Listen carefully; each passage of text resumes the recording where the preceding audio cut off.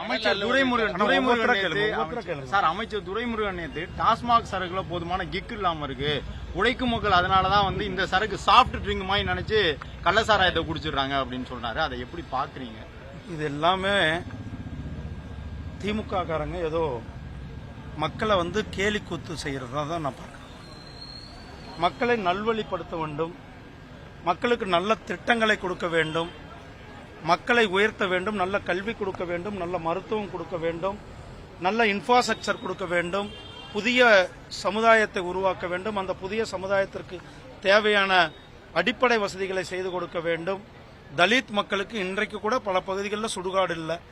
தலித் மக்கள் பல பேர் தனித்தனி சுடுகாடில் இருந்து கொண்டிருக்கிறார்கள். பட்டியலின மக்கள்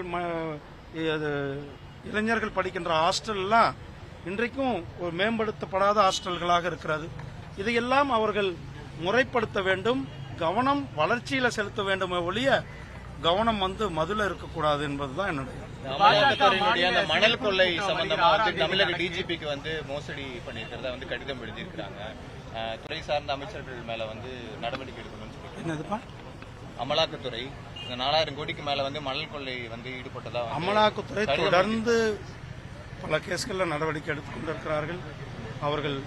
அவர்களுடைய ஒரு தனிப்பட்ட அமைப்பு, ஒரு இண்டிபெண்டன்ட் அமைப்பு, அவர்களுடைய வேலை செய்வார்கள், அவர்கள் நடவடிக்கை. பாஜக மாநில செயற்குழு கூட்டம் வர 6ஆம் தேதி நடக்கும். மத்திய அமைச்சர் சிவராஜ் சிங் சௌகான் கலந்து கொண்டார். என்ன முக்கியமான விஷயங்கள்? 6ஆம் தேதி வாங்க. நன்றி. மணல் கொள்ளை சம்பந்தமா சிபிஐக்கு இன்னும் தமிழ்நாடு அரசு பரிந்துரை செய்யல, அதை எப்படி பாக்குறீங்க? என்ன காரணமா இருக்கு? பயம்தான். இதுல பல திமுக நிர்வாகிகள் சம்பந்தப்பட்டிருப்பார்களோ அல்லது தமிழ்நாடு அரசாங்கத்தினுடைய செயலற்ற தன்மை வெளியில வரும் என்ற பயம்.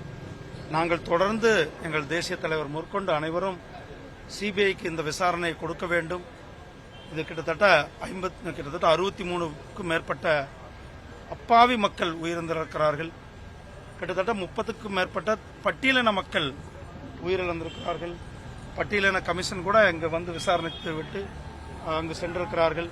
அதே போல மகளிர் கமிஷன் அவர்களுடைய விசாரணை செய்துட்டு சென்றிருக்கிறார்கள்.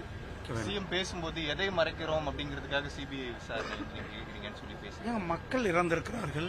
கிட்டத்தட்ட 55-60 பேர் மேல 63 பேர் அவங்க கணக்குப்படி. இன்னும் என்னன்றது எனக்கு தெரியல. இன்னும் கொஞ்சம் பேர் ஹாஸ்பிட்டல் 63 பேர் இறந்திருக்கிறார்கள். அதை பற்றி ஒரு முறையான விசாரணை வேண்டும். ஏற்கனவே மரக்காணம் சிபிசிஐடி விசாரணை என்னாச்சு? இன்னைக்கு வரலாம் அதனுடைய விசாரணை நீண்டு கொண்டுதான் இருக்கிறது.